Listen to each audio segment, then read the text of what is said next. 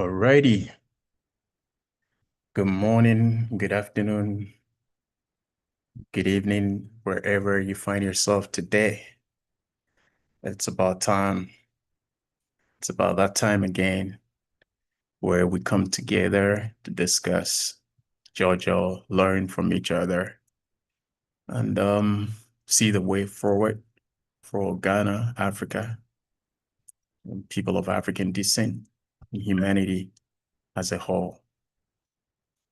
So I want to welcome all of you to today's Analyze This. We're going to be discussing um, the president of Ghana.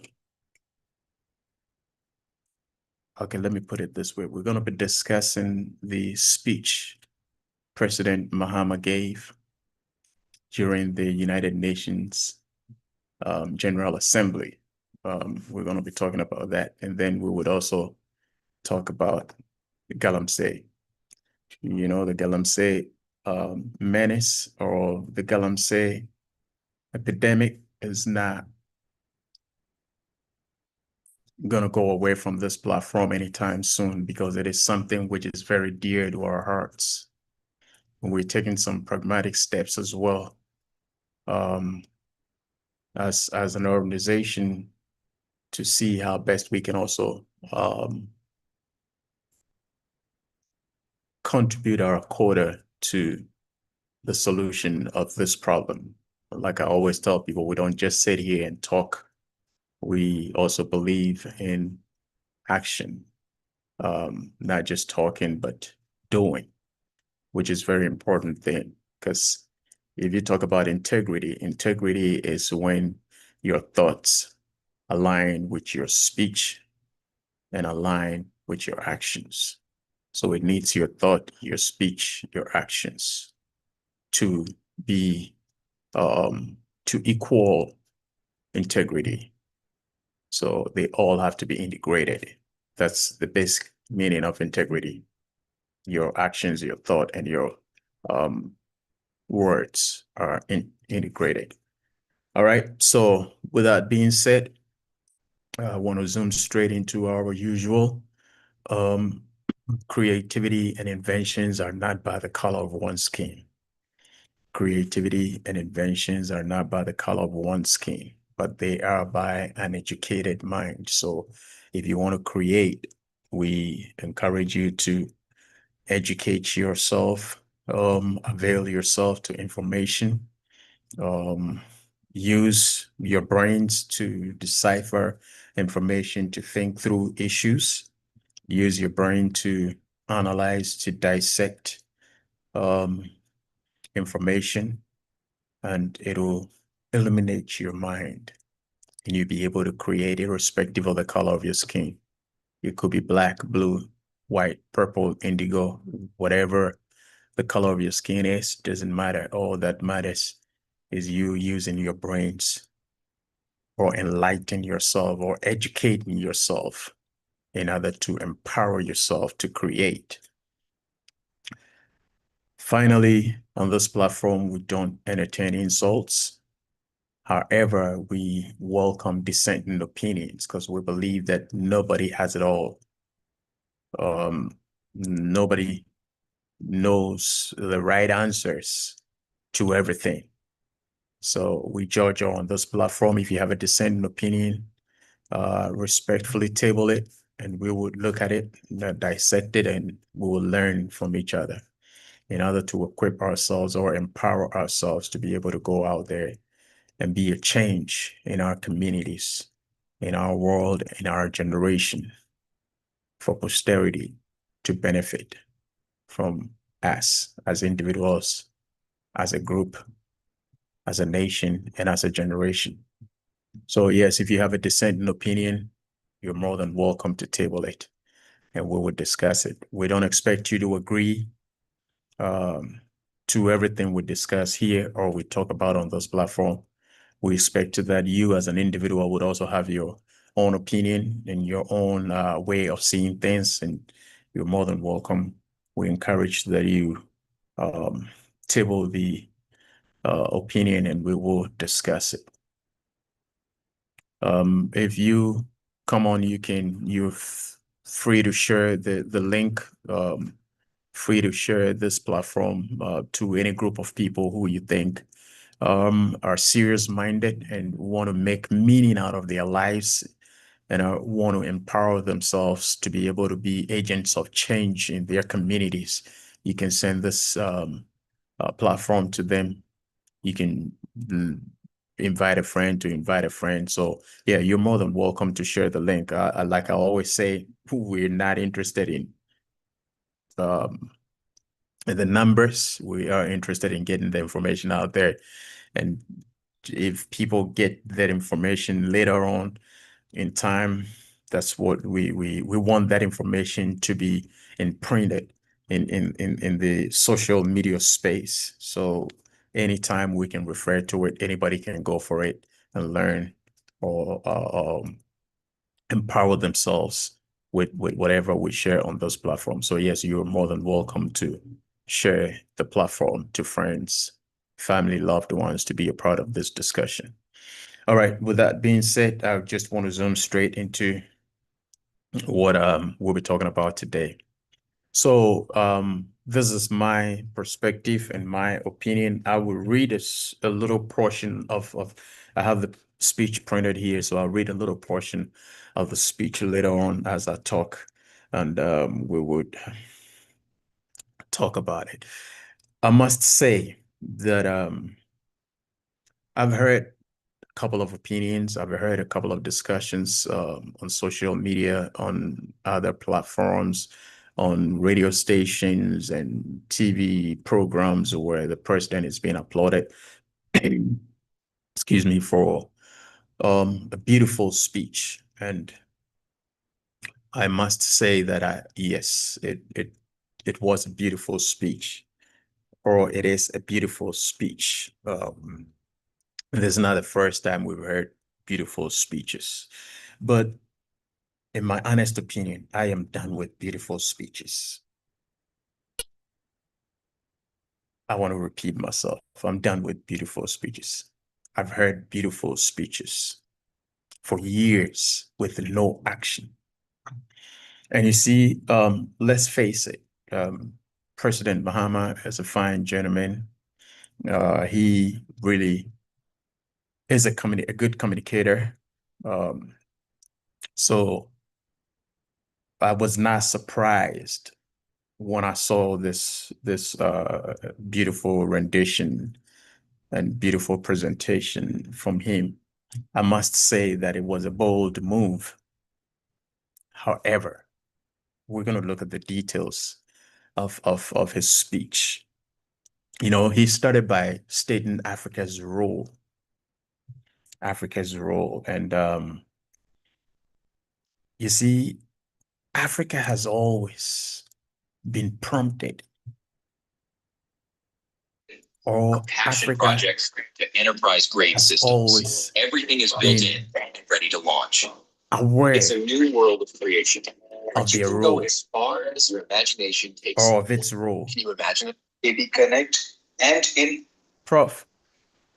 Yes, sir. Oh, okay. Something was speaking in the background. So Oh, let me finish with yeah. it. Hi guys, I hope you all are doing well and welcome to the first Yeah. I don't video of even the. know how it kept coming back.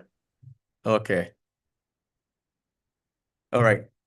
So as I was saying, Africa has always been prompted, or Africa has always been aware of its role on the global stage. It's always been there. Nkrumah told us about it some years back. We had presidents and leaders upon leaders reminding us of our role on the international stage. But knowing your role is one thing. Understanding your role is another thing. Because understanding, in my little opinion, would empower you to do what is expected of you. You see, we always talk about Africa is the most youthful continent in the world. Africa has the population. Yes, we can boast about the population. We can boast about our youthful exuberance and what have you, youthful power and what have you. But what are we putting those positive proclamations into? You know, you have the youthful population in the world. And so what? What becomes of the youthfulness of your population? We go on the international stage and we want to demand respect. And I believe that we've all heard the statement that respect is not demanded, it's earned. And I'm glad he made mention of environmental degradation. He spoke about the pollution of the atmosphere and all that stuff. We're going to be reading a little bit of the statement on that. My initial submission might be a little longer than usual. Prof, permit me to rant for a little while, and you're going to come in. I understand perfectly. You know, and we boast of our youthfulness, and the youth is getting desperate, a despondent youth who are looking for an opportunity to put their youthfulness into usefulness. And yet, the leaders we have do nothing about it. So yes, it's good to go on that international stage where the whole world is watching and demand certain things. But what have you done and what are you doing to let them know that, yes, I'm capable of taking decisions for myself? He spoke about the African representation on the United Nations decision-making body. Yes, Africa has no representation on that body. And if we want a representation, this is a body that makes decisions, that negotiate, that has power. Every nation represented there has power to negotiate, has something to back them. They have actions. They've worked in their countries. They have developed their countries. Don't get me wrong. I'm not saying Africa's representation is not needed. It is very much needed. But since when have we been asking for Africa's representation on that that platform? And it's nobody's paying us any attention. For me, this is my opinion. If I request for something once, twice, you're not paying me any attention, I will go home and do my homework to the extent that the next time I'm not going to request, you are going to invite me. Because you realize that I'm a force to reckon with. I am a powerhouse. I have intelligence to contribute to whatever decisions you're making on that platform. And that is what I expect of our African leaders. We started African Union. And as of now, for so many years, we've not been able to even come up with a single currency for Africa. Even our market base, which is going to give us the power and the strength to negotiate with the international community, we've not been able to unify that. And so if you ask for a seat at that table, what are you going to contribute? What are you going to contribute? I mean, today I'm just being blunt. Yes, I'm a full Pan-Africanist. I believe in the power and in the strength, the beauty of Africa. But for far too long, we have spoken with no action. It is good that Africa be given a space or a seat at that table. But what Africa should be given that seat? Is it the begging Africa? The broken Africa? The voiceless Africa? The powerless Africa? What Africa should be giving. Look, they can give us a table at that speech. At that, they can give us a space at that table, and it's not going to change nothing. It's not going to change nothing. Yes, you can be in the room. I have been in meetings where certain people don't matter in that meeting. Their contributions don't matter. You can speak, they won't take it. And basically, you're bullied in that meeting. Is that the table we're requesting for? Is that the seat or the space we're requesting for? We have been endowed with so much. And yet, look at what we're doing to our own people. Look at Sudan. We don't even have the simple intelligence to understand that this is our beloved country, or this is our beloved continent. Let us protect this space. Let us develop this space. We don't have that intelligence.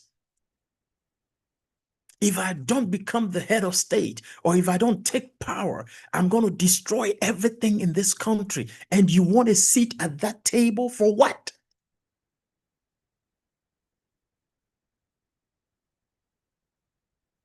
We want to sit at the Security Council for what? For what? Today, I'm speaking to Africa. What is the reason for asking for a seat at the Security Council? What are you going to do? Africa, as it stands now, is powerless. We have no leadership. We have no direction. We have no negotiation power. He spoke about negotiations. And I've listened to the speech over and over and over. Like I said, I have printed the whole speech here. And I kept asking myself, is he listening to himself as he speaks? As he was speaking, was he listening to himself? And as I said, let me read this little portion I highlighted.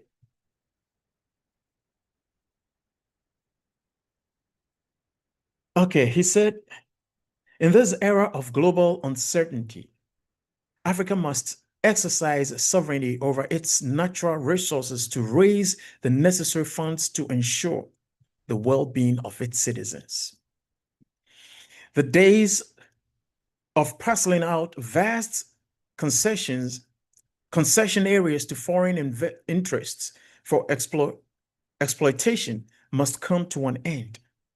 We will continue to welcome foreign investment, but we must negotiate better for a better share of the natural resources that belongs to us.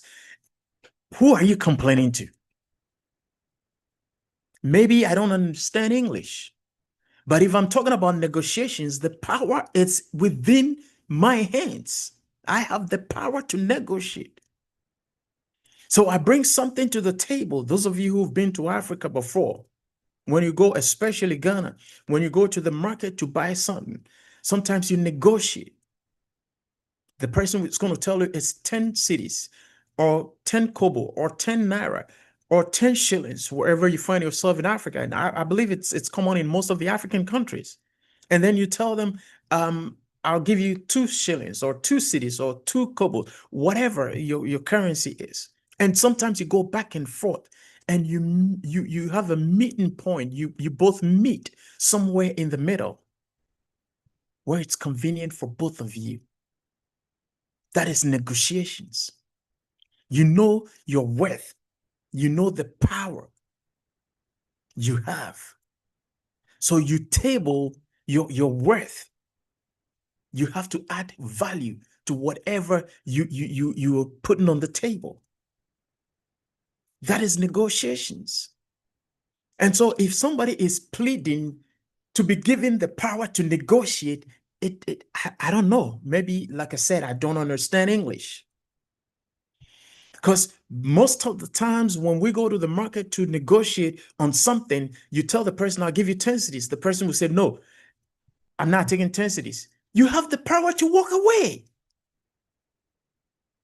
And so does the person. So negotiations, nobody grants you the power to negotiate. You have the power to negotiate. However,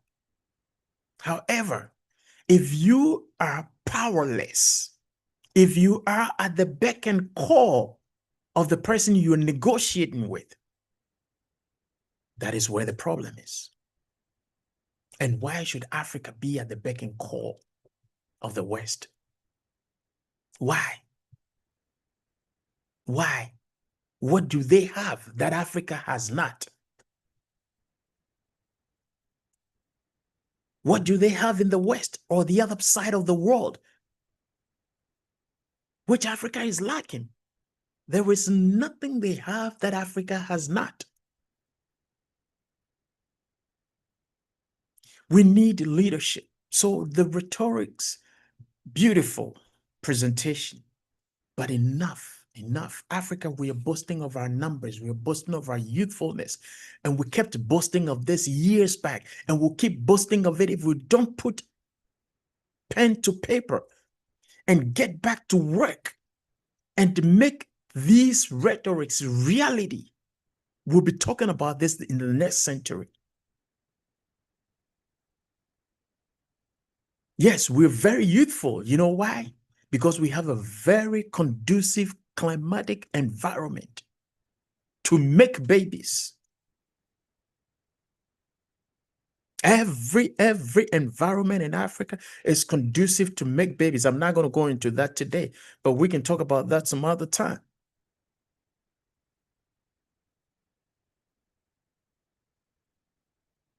Because we have not been putting our minds to work to be creative. And so we have idle hands who have nothing to do other than making babies. So if we're not going to channel all this positivity into creativity, next 10 years, we'll be sitting here giving the same speech. And what did President Muhammad say? Mandela gave that speech about 40 years ago, or maybe 30 years ago. And 30 years down the line, we're giving the same speech. So what does it tell you? It tells you they don't take you serious. You are kind of a joke.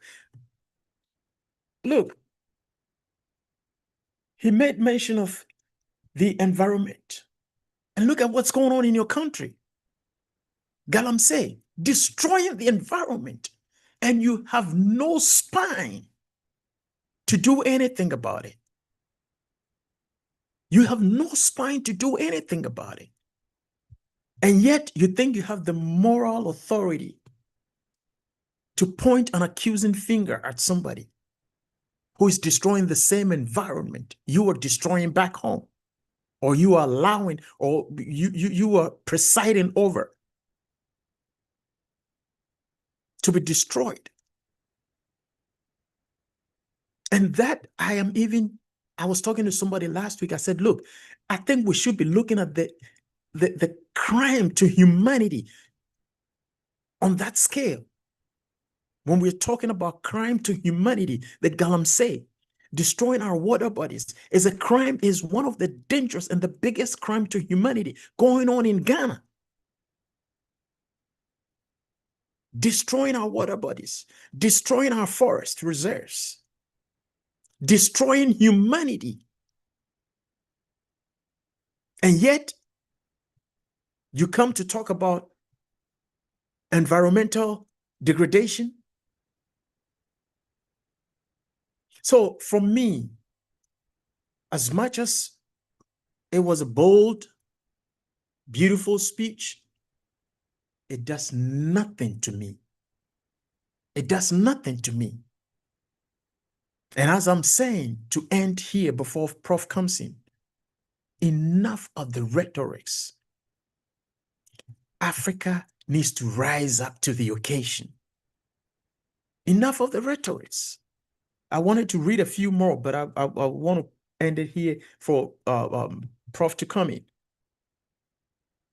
Because we have the numbers for what? We have the youth for what? So President Mahama, beautiful speech, bold speech, but it doesn't move me. It doesn't move me. When I tune into various platforms and I see people congratulating him and ending there, I'm like, we've heard these speeches over and over and over. In that assembly, we've heard it over and over. Magufuli gave another powerful speech, but I would always tip off my hat for people like Magufuli, for people like Paul Kagame. They gave out such speeches and they realized it was useless giving these speeches. They have to back it with works. So Magufuli decided not to even attend any of the international meetings again, but rather he will sit back home and develop his country.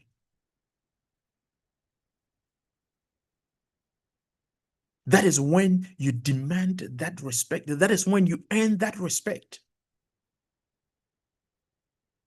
So please don't go and beg for power to negotiate. For me, that appalled me when I heard that section. I was pissed off. The power to negotiate is within your hands. It's in your hands. You don't need anybody to give you that power.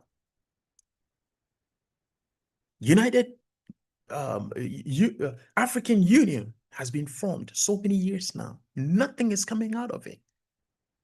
Nothing. And yet we have the moral authority and the moral whatever to go stand on the United Nations platform and call for action. What kind of action? Have you taken action in your own backyard? Yes, you have the whole table. You have the whole table for yourselves at the African Union. What have you done with it? So what would that little seat at the United Nations going to do to you? You have the whole table. African Union was formed so many years back in the 1960s. You have the whole table to yourself. You haven't done anything. You're fighting over a little seat, 1 or 2 seats. Give me a break. Prof. I am a little bit happier now than I've been since I've been watching and listening to news coverage of His Excellency John Dramani, the President of the Republic of Ghana's speech at the United Nations. A lot of bloggers, a lot of news media back home have been singing his praise for his boldness and his assertive utterances at the world stage. And all that I heard was applause. And it is good. But there were factual inaccuracies in his delivery. And on top of it,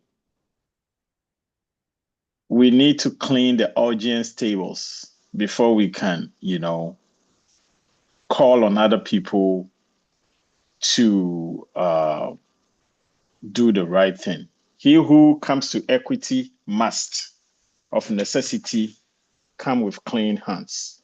That is what I'm going to say. We've had this discussion before, and I've said that the simple idea that we call the Western world our developmental partners is a pet peeve for me.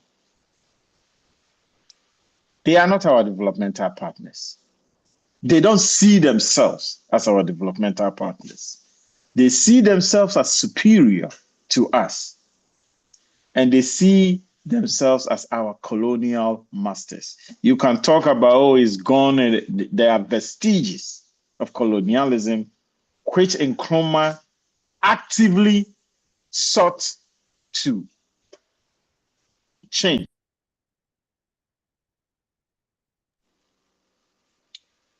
One thing that I am very happy about with your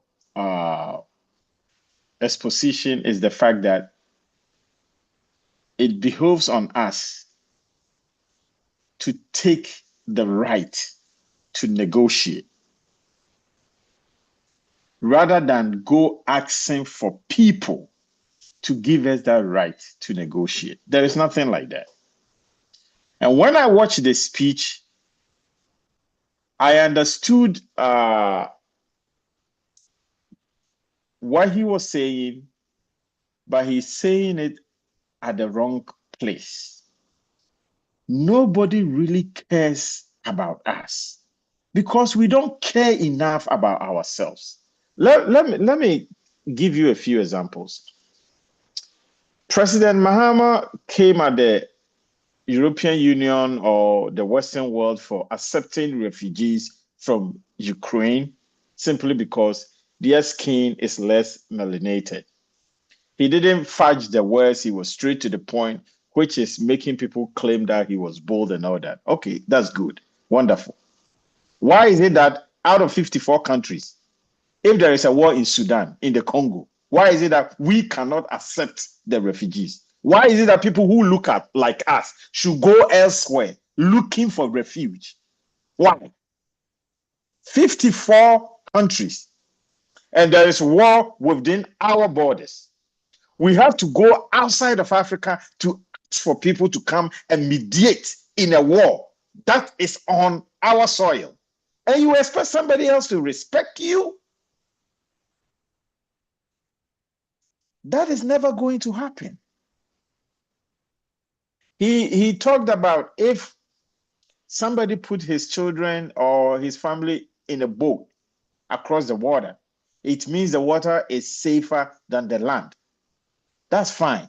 What prevents the other African countries from accepting those fleeing the ravages of war or global warming rather than crossing that treacherous sea to Europe or to America? Why? Why can't we, as a matter of fact,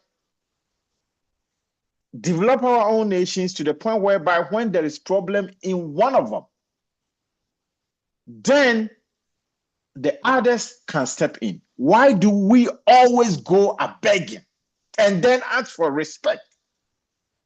The two are incongruous. You cannot ask for respect from the people you are always begging from.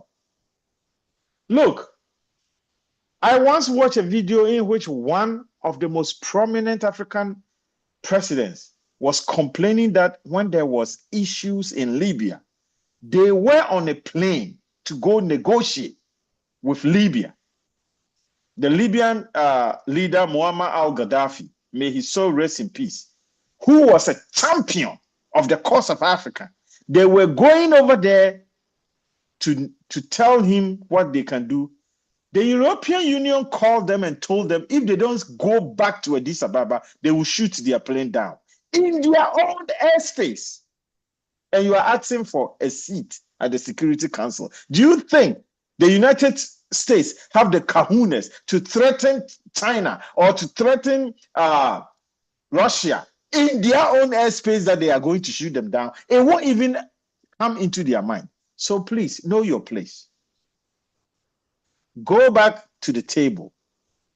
Go back to Osagifo, Dr. Kwame Nkrumah's blueprint.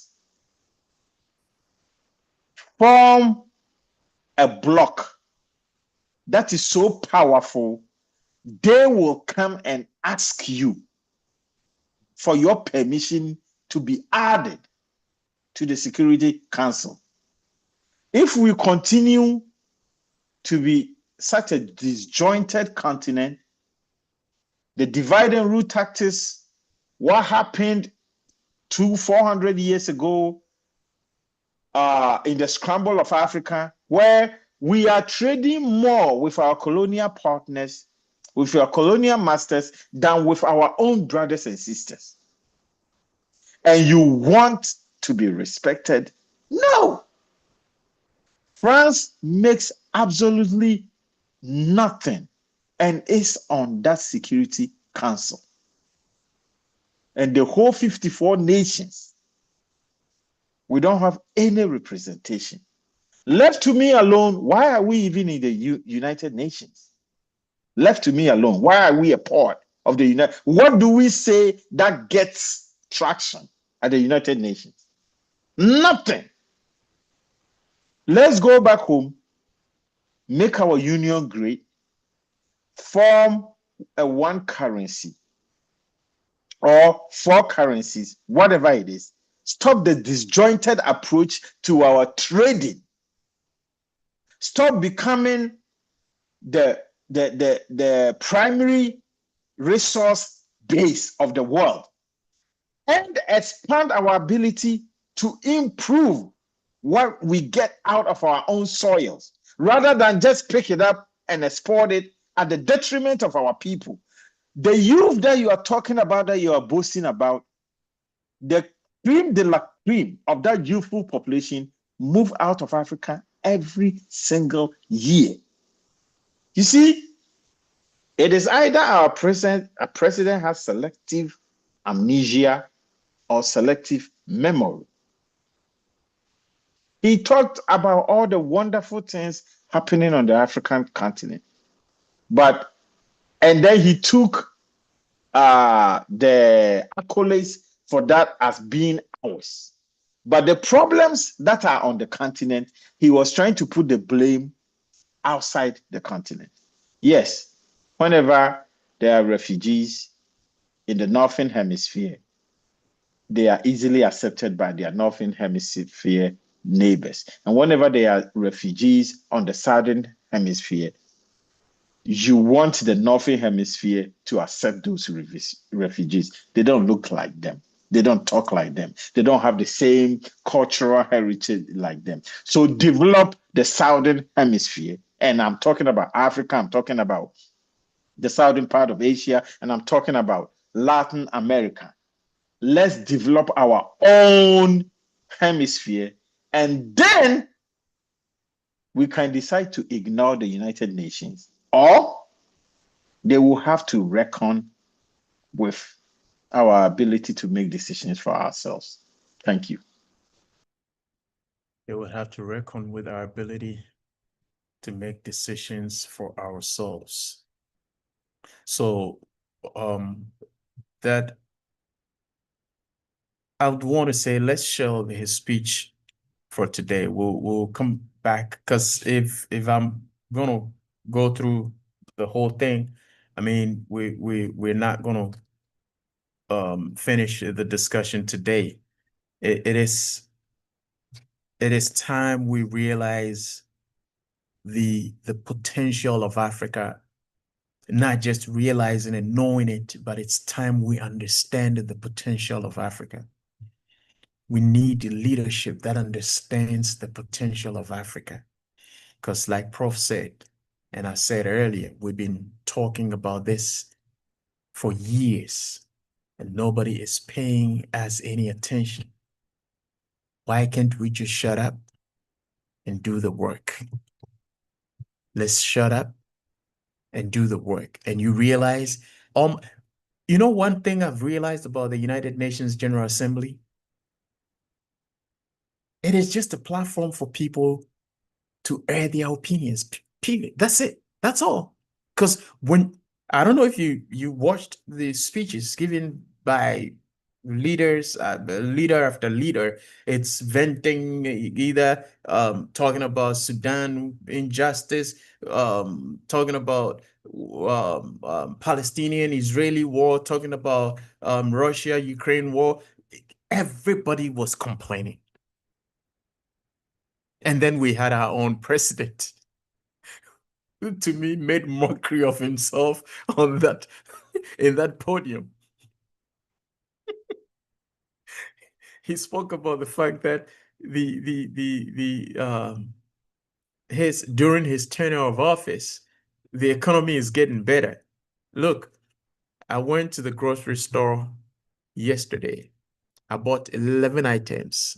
11 items. I mean, food. I'm not talking about like TV or electronic gadgets. 11 food items. Eggs, um, um, strawberry, uh, blueberries, oatmeal, food, 11 food items. And I paid almost $80. You see, you see, is that what it is? And it looks like it's a joke. Yeah, For me, yeah. when I watch what goes on the international, the United Nations General Assembly, it's like a joke. Netanyahu walked in and everybody walked out. I mean, I'm like, what's going on here? You know, so for me, it's not about the beautiful speeches on that platform. It's not about the beautiful speeches or the boldness or whatever. Africans have to go back home and work. Leadership has to be up and doing. We have to see leadership in Africa and stop lamenting. Because we can lament for years. Like Prof said, nobody gives a hoot about us. They have put us in that position. They are benefiting from our position. Now, our hunger, our youthfulness, our resources, everything we have now is to the benefit of the West. So what sense does it make for you to go back to the person who is benefiting from your agony to let you go? Nana, remember I always say that when you are in doubt about anything, go back to our idioms and our proverbs. Right. There is a saying that complaining to the mosquito about your malaria is a moot task. Okay? You can't go complaining to the mosquito whose source of food and sustenance is your skin that you have malaria. Okay? And there were pia wahwe fam. Men kwasere ne se onso nsa e ma sorry. That's my mom's favorite quote to us To every time we which complain. the person who push you down, you don't go asking for that person to give you a hand and getting back at. You don't do that. Until African leaders see the Western world as creating the conditions and enforcing the economic and political conditions of this present world, which I know they know.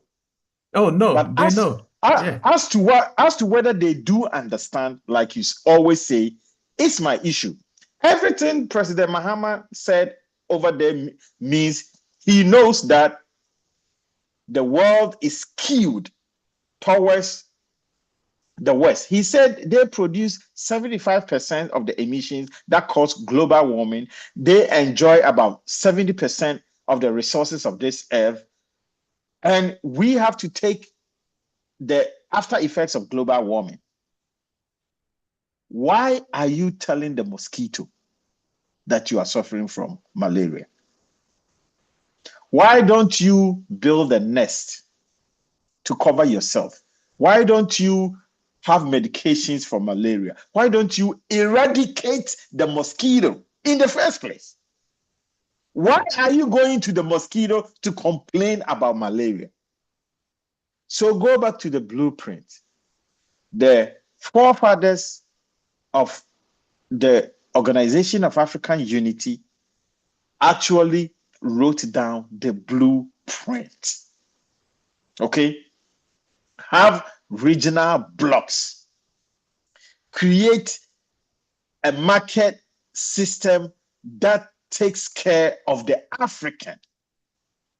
Then from the regional blocks come to the whole OAU and form a powerful unit Continental. that can stand as one, not as. That is the reason why in boxing there are weight divisions. The heavyweights never ever fight with the featherweights. I want African presidents to understand that they are featherweights on the world stage. They are errand boys. Don't be here making noise. You are an errand boy. They tell you, hey, go over here and do this. And you run and you go and you do that. That's what African leaders are. Don't fight with the heavyweights. Come together, form a block, become a heavyweight to yourself. And if we do this the right way, we become so much of a heavyweight that we can punch anybody down. That is the way to do it. And as individual nations with no power, with some flip-flopping currencies, going over somewhere and some of us even use some of their currencies as our what do we call it? The friends. They print it for us. And if they don't print it for us, it is our reserve currency. The dollar is our reserve currency. So why are you complaining to the mosquito? Do you see the Saudi Arabians coming over there and making noise? Do you see Dubai in recent years coming over to the UN and making demands? They don't care. They don't. They are becoming self-sufficient silently. So yeah, the demands that he made, they are right. They are the right thing for Africa to actually demand. But you don't demand something when you are down. You demand something when you are standing up proudly, knowing that you have a right to those demands.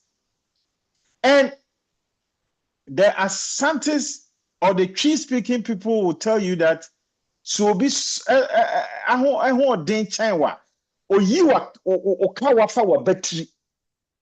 if somebody is so powerful more than you, the ring that is on your finger, instead of taking it off like this, he will take it off through your shoulders, which means you will be dead. At this point, we are nothing. You can talk about the youth, you can talk about our resources, you can talk about whatever. They mean nothing. They are just an appendage of our European super-powered masters. That's what we are. We have to tell the truth, the whole truth, and nothing but the truth. We are nothing.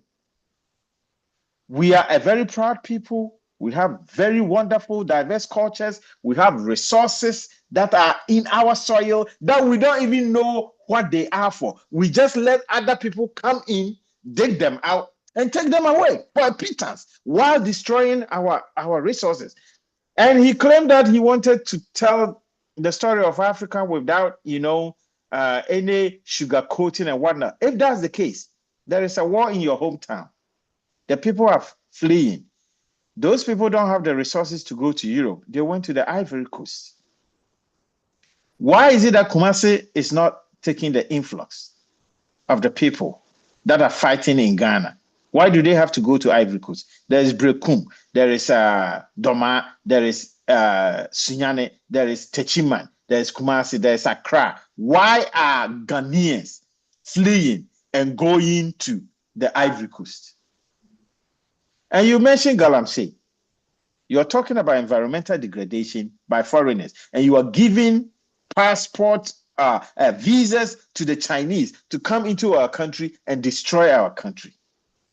So, yes, to the uninitiated, the speech was powerful. But to somebody whose eyes and ears are on the ground in Africa, the speech is just the ranting of somebody who do not understand the world power structures. Please let us build ourselves up. Let us stand on our own 2 feet. And when we are standing up, we don't need to make demands. The kind of advantages that we are asking for will accrue to us as a response to the kind of actions we have taken on the African continent. So I am not an isolationist. I believe that trade and economic cooperation benefits all nations, but it does not benefit any nation who do not have the power to negotiate.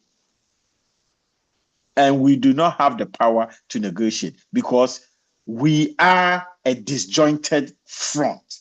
We have never presented a united African front to the rest of the world. Heck, the Northern Africans don't even think they are Africans. And Prof, I don't mean to interrupt. Trust me, if a seat is given to Africa, it's going to be a war who takes that seat. Because we don't have any united approach to our deliberations on the world stage. We don't. We don't have any united approach to even how we want to develop the youth that we are proud of. Yeah. And so a seat at the United Nations, it sounds wonderful. It sounds, reasonable, but for what purpose? I am very happy you brought that up, because they are going to ignore us even if they give us 2 seats. They are going to ignore us. 54 countries. It's 7, right? There are 5 The Security permanent Council. members. Okay. Yeah, there are 5 permanent members and 2 revolving members. That's what Okay. They can create 2 more seats for Africa, and it's still not going to make any difference anyway. If we don't change our attitude, if we don't start working and like you said, stand on our own 2 feet. We have to work with each other. We have to understand that we are one people. Just as the European Union understands that they are one people, and that one with a European passport can move virtually anywhere in Europe and work, and that they actually, when they are negotiating with the rest of the universe, they come as one, even though they have very powerful individual nations within their bloc. Until we do that, and we stop talking as Ghanaians or as Nigerians or as South Africans or as Kenyans or as Mozambicans, they will divide and pick us off one by one, just as they killed Muammar Gaddafi, just as they eliminated Nkrumah, just as they eliminated all the serious leaders who were born, bred, and had the African continent at heart. And then they imposed despots that they could manipulate. The IMF, the World Bank, they are not Father Christmas. They are not there at our behest. They were not created to make Africa better. I am very glad now we've changed our skin like a chameleon to the AU. Let the AU actually work. Let it work. And after we've cleaned the audience tables, we will have the moral right to actually demand what we are demanding for. And we will have the power to negotiate. Until then, this is a walk in the park. We're just making noise. Yeah. You don't even have the power to negotiate. What are you going to present at that seat of Security Council? You are asking for the United Nations to give you that power to negotiate, something which is your right. You are asking it from the United Nations to give you the power to negotiate. So what are you going to contribute at that seat? And the thing is, President Mahama, I know you're a politician, so you know the dynamics of power.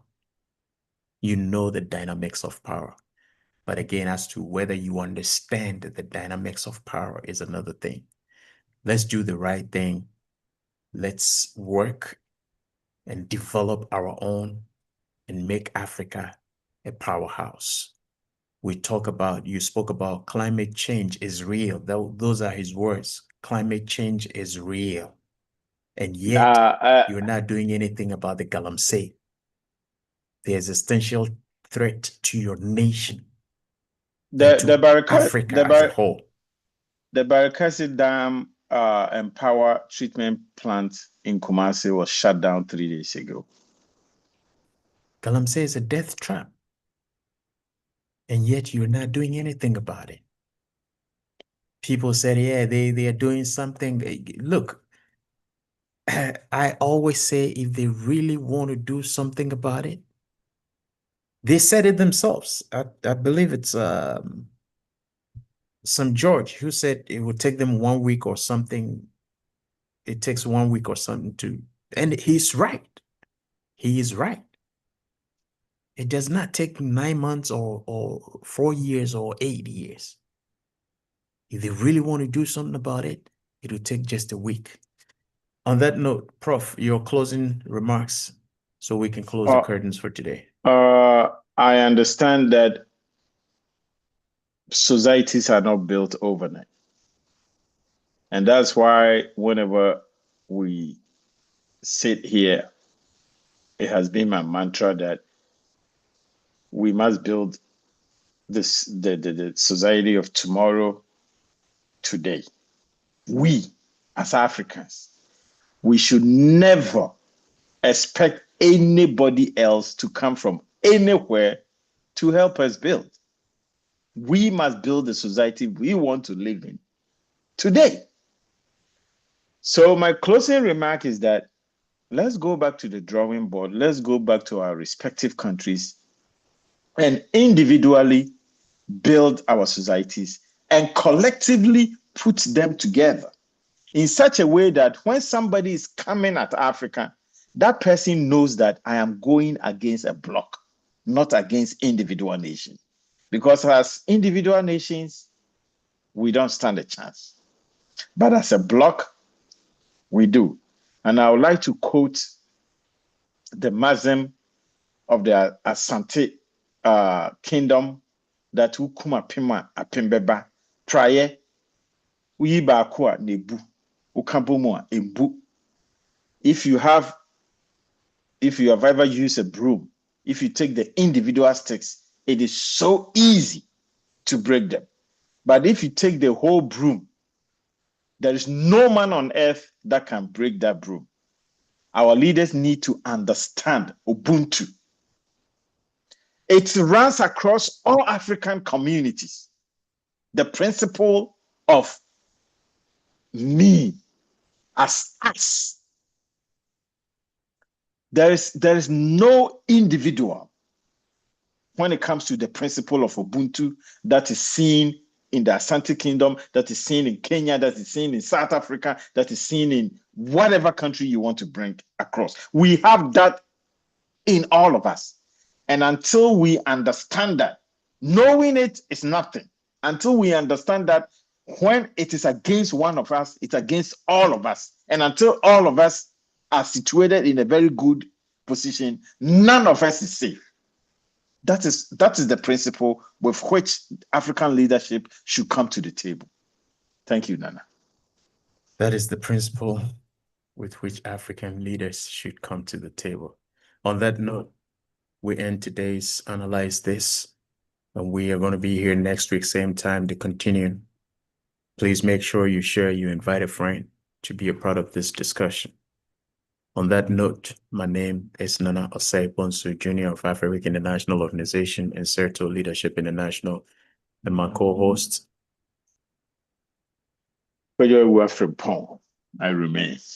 Thank you. Alrighty, see you on the flip side. Take care. Bye-bye. Bye.